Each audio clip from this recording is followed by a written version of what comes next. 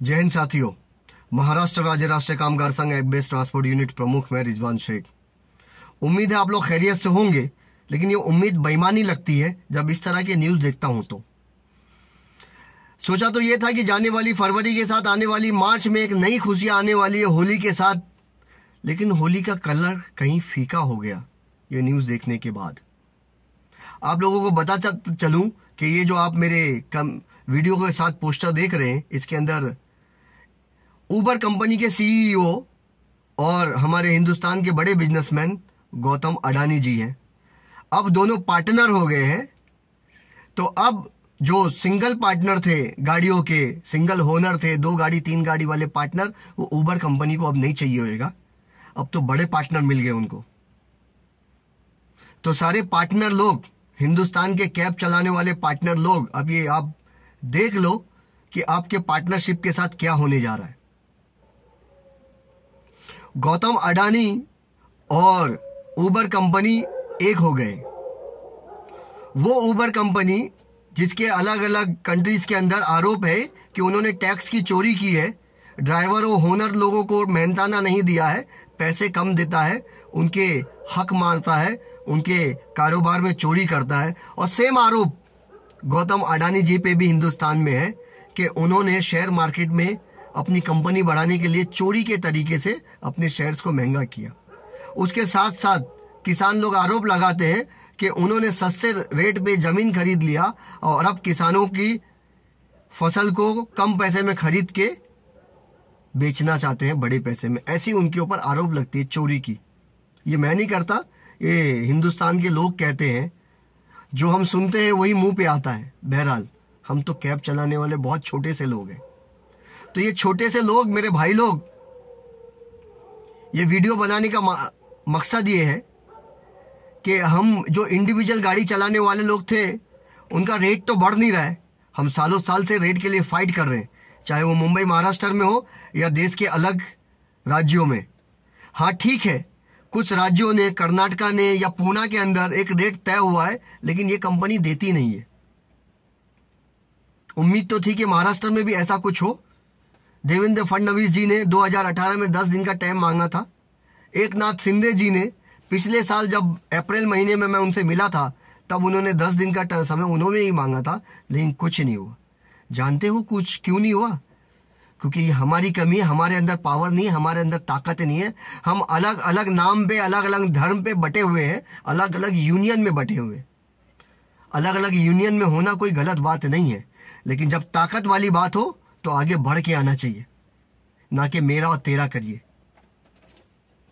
जी, थोड़ी सी मेरे अल्फाज में लड़खड़ाहट है, होगी। कारण ये कि मैं सुबह से लेके रात तक, अभी देख रहे होंगे तकरीबन 2 बज रहे, रात के 2 बज रहे। इस रात के 2 बजे बनाने का मकसद ये था कि जब कल सुबह मेरे भाई लोग उठे तो उन्हें मालूम पड़ जाए कि उनके साथ क्या होने वाला है। जो आंखों पे पट्टी है वो जल्द से जल्द निकल जाए।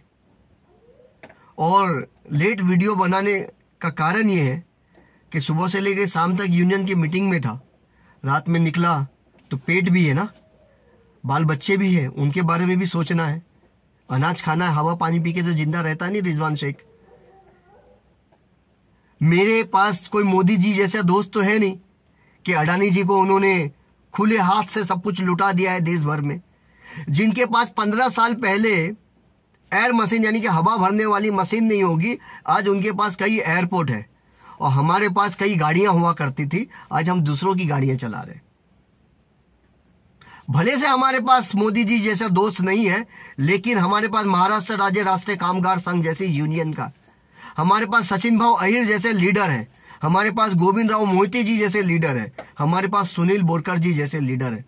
साथ ही साथ हमारे पास यासीन शेख, निहाल करीम, अरुण कदम, समीम, करमजीत पाजी और ऐसे अनगिनत लीडर हैं जो बिना पैसे के, बिना लालच के काम करते जा रहे हैं मुसलसल 6-7 सालों से।